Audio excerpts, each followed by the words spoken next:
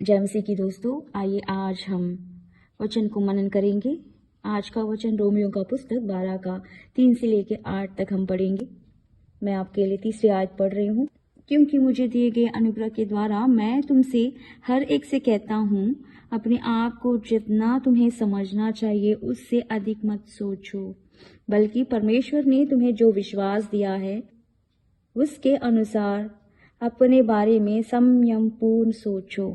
पौलुस अपने आप को नम्र बनाते हुए कह रहा है कि परमेश्वर ने अपने कृपा से प्रेरित के रूप में बुलाया।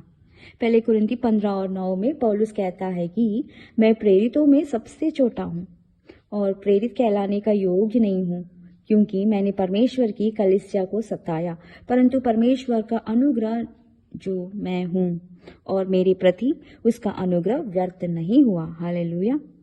वो भाइयों को समझाना चाहता है कि ये केवल परमेश्वर का अनुग्रह है कि वे पवित्र ग्रंथ लिखने के लिए सम्मानित किया गया है, लेकिन वे कहता है कि आपसे मैं बेहतर नहीं हूँ, और भाइयों को निर्देश दे रहा है कि वे भी अपने बारे में उससे अधिक ना सोचे जो उन्हें सोचना चाहिए।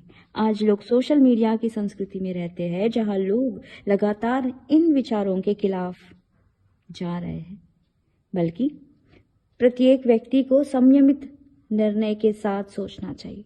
संयमित निर्णय। यीशु मसीह की दृष्टि से हमें एक दूसरों को नीचे नहीं देखना है, भले हम एक दूसरों की मदद करना चाहिए। यीशु मसीह कहते हैं कि नम्रता और मन का दीनता मुझसे सीखो। आगे हम रोमियो का पुस्तक 4 से लेके 5 तक देखेंगे तो यहाँ लिखा है कि क्योंकि जैसे हम में से हर एक के शरीर में बहुत से अंग है, चाहे सब अंगों का काम एक जैसा नहीं है, हम उनके हैं, किंतु मसीह में हम एक देह के रूप में हो जाते हैं। इस प्रकार हर एक अंग हर दूसरे अंग से जुड़ जाता है। आगे पौलुस ये उदाहरण देता है कि हम सभी के पास उपहार है, हम सभी के पास पवित्र आत्मा का वरदान है, जो हमें दिए गए अनुग्रह के अनुसार और प्रत्येक विश्वास के माप के अनुसार मिला है।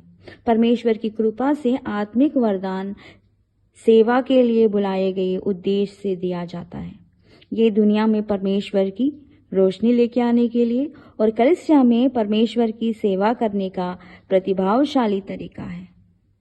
यह पौलुस मानव के शरीर और उन अंगों का काम का उदाहरण देते हुए कहता है कि शरीर एक है पर भिन्न अंग और विभिन्न काम। उनमें कुछ अंग बाहरी रूप में दिखते हैं और कुछ ऊपर रूप में दिखते नहीं हैं। हमें 2 कान और मुंह है, इससे हम ज्यादा सुने और कम बोले। आजकल हम देखते हैं कि युवा सेलिब्रिटी की नकल करने की कोशिश करते हैं। हमें दूसरों की नकल नहीं करनी चाहिए, क्योंकि परमेश्वर ने आपको अनोखा बनाया है। आप परमेश्वर का अति उत्तम रचना है। और कुछ लोग अपने बच्चों की तुलना दूसरे बच्चों से करते हैं। दूसरों से तुलना ना करें। आपके बच्चों की भूमिका उनसे अलग है। एक इंजीनियर की तुलना एक डॉक्टर से नहीं की जा सकता। दोनों के काम का उद्देश्य अलग अलग है, ना तुल्य है। और कुछ लोग सोचते हैं कि वे सभी से भिन्न हैं। दुख महसूस करने की कोई बात नहीं। मसीह के शरीर में आपकी भूमिका विशेष है, विशेष उद्देश्य के लिए, जहां अन्य अंग उस भूमिका में फिट नहीं हो सकते। यदि हम हृदय को देखेंगे तो इनका काम विशेष कार्य है, जहां अन्य अंग फिट नहीं हो सकते। आप एक विशेष उद्देश्य के लिए विशेषित किया गया है। भले ही विविध भूमिकाएं हैं, पर हम सब मसीह के देह में एक है। हमें एक दूसरों की जरूरत है। मसीह के शरीर में हम दूसरों की कमी को पूरा करते हैं। परमेश्वर ने अपने कृपा के अनुसार उपहार दिए ताकि उनका उपयोग दूसरों के लिए किया जा सके। ये अपने के लिए नहीं, भले दूसरों के लिए है। उनको ईमानदारी और उत्साहपूर्वक उपयोग करें। ये वरदानों को प्रसन्न मन से उपयोग करना चाहिए। यदि आप उस भूमिका में खुश नहीं है तो इसका मतलब है कि आप अपने जगह पे नहीं, किसी और के जगह में तैर रहे हैं। चाहे वे वरदान भविष्यवाणी हो या सेवा, शिक्षण, उपदेश, दया या कुछ और हो। सारे वरदाने केवल पवित्र आत्मा के द्वारा ही काम करते हैं। वरदानों को गलत इस्तेमाल ना करें। हम अपने आप को श्रेष्ठ दिखाने के लिए दूसरों को नीचा दिखाते हैं, लेकिन हमें ये सोचना चाहिए कि जब कलीसिया एक साथ अपने अपने वरदानों का इस्तेमाल करेगा तो हम कितने संतों को निर्माण कर सकते हैं, कितने लोगों का भला कर सकते हैं। दुनिया में ऐसे लोग हैं जहां पाप से मर रहे हैं, उन्हें यीशु के बारे में कोई जानकारी नहीं है। तो कैसे ये लोग प्रभु के बारे में सुनेंगे और उनके अनुग्रह को समझेंगे जब कोई उनके पास ना गया? यदि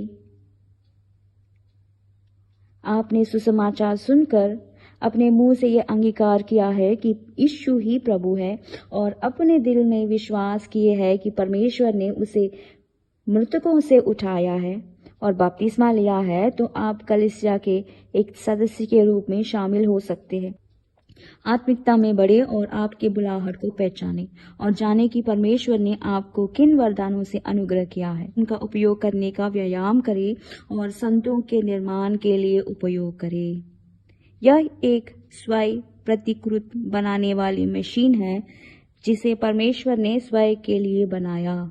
कलीसिया कोई रविवार का कार्यक्रम नहीं है। यह मसीह का शरीर है, यह मसीह का देह है जो मसीह की महिमा के लिए दूसरों का निर्माण करने के लिए कार्य करता है। आमीन।